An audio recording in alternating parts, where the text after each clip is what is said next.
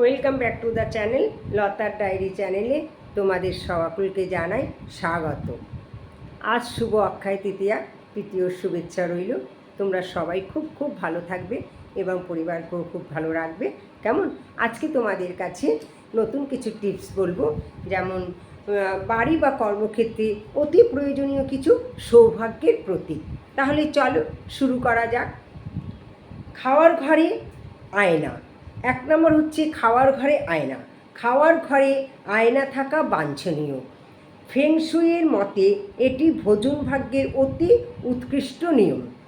আয়নায় খাওয়ার টেবিল প্রতিবিম্বিত হলে খাদ্য দ্বিগুণ বলে প্রতীয়মান হয়। এর আগে একবার এই পয়েন্টটা তোমাদের বলেছিলাম, সৌভাগ্যের প্রতীক হিসাবে খাওয়ার ঘরে সুস্বাদু খাবারের ছবি বা টেবিলের ওপর কাচের বাটিতে বা পাত্রে তাজা ফল রেখে দিতে পারলে আরও ভালো। এর ফলে আপনার বাড়িতে কখনো খাদ্যের অভাব হবে না। কারণ আমি তোমাদের বলেছি যে বাড়ি বা কর্মক্ষেত্রে অতি প্রয়োজনীয় কিছু সৌভাগ্যের প্রতীক। এটা হচ্ছে এক নম্বর প্রতীক, যে খাওয়ার ঘরে আয়না রাখলে, তাহলে বাড়িতে যদি খাওয়ার ঘরে আয়না রাখো তাহলে তোমাদের সৌভাগ্য ফিরে আসবে। কখনো তোমাদের খাদ্যের অভাব হবে না এই আয়নাটা যদি এভাবে তোমরা রাখো, যেভাবে আমি তোমাদেরকে বললাম। তারপরে দেখো, গোল্ডফিশ সহ অ্যাকুয়ারিয়াম। আপনার ঘরে অ্যাকুয়ারিয়ামে গোল্ডফিশ রাখতে পারলে তা হবে সৌভাগ্য বৃদ্ধির এক মহৎ উপায়। আপনি 9টা মাছ রাখবেন, তার মধ্যে 8টা লাল বা সোনালি আর একটা কালো রঙের। যদি মাছ মরে যায় তাহলে চিন্তা না করে আবার কয়েকটা কিনে মাছগুলো বদলে দিন। শাস্ত্রে বলা হয়ে থাকে যে বাড়িতে যদি মাছ মরে তাহলে কিছু দুর্ভাগ্যকেও সঙ্গে নিয়ে যায়। শয়নকক্ষে বা রান্নাঘরে, বাথরুমে না রেখে এগুলো রাখুন বসার ঘরের পূর্ব, দক্ষিণ, পূর্ব বা উত্তর দিকে। বুঝতে পারলে যে গোল্ডফিশ মাছ অ্যাকুয়ারিয়ামে কোথায় তোমরা রাখবে। ঠিক আছে, এইবার দেখো, মাছ মরে গেলে কোনো চিন্তার কারণ নেই। শাস্ত্রে বলা হয়েছে যে বাড়িতে মাছ মরে যায় তাহলে কিছু দুর্ভাগ্যকে সঙ্গে নিয়ে চলে যায়, তাহলে ভয় পাওয়ার কোনো কারণ নেই। এই হচ্ছে 2 নম্বর পয়েন্ট।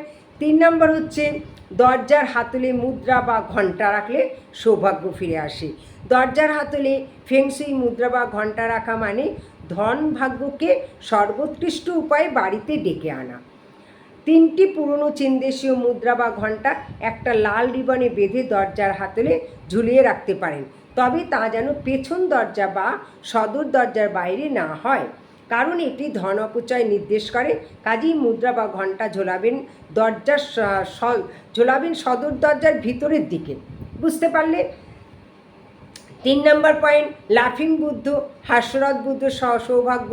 লাফিং বুদ্ধটা হচ্ছে হাস্যরথ বুদ্ধ সৌভাগ্য, সিদ্ধি ও আর্থিক সমৃদ্ধি আনেন।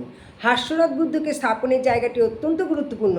এই মূর্তি 30 ইঞ্চি উঁচু কোনো জায়গায় সোজা দরজার দিকে মুখ করে বসাতে হবে।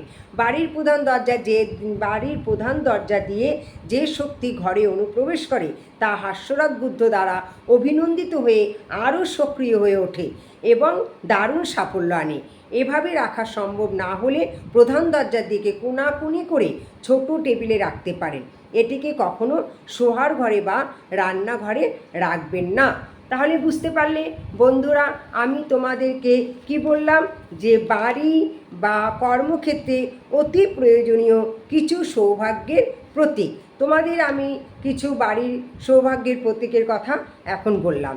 এরপরে তোমাদের আমি বাড়ির আরও কিছু রয়েছে, যে বাড়িতে সৌভাগ্য ফিরে আসার জন্য কি বলা হয়। তোমাদের আমি 3টে পয়েন্ট বললাম, আরও বাকি পয়েন্টগুলো আগামী দিন বলবো। তাহলে আজ এই পর্যন্ত, পরবর্তী ভিডিওতে আবার তোমাদের সাথে দেখা হবে। আজ আসি, তোমরা লাইক করো, কমেন্ট করো আর শেয়ার করো। যদি আমার চ্যানেলটা ভালো লাগে তাহলে সাবস্ক্রাইব করো।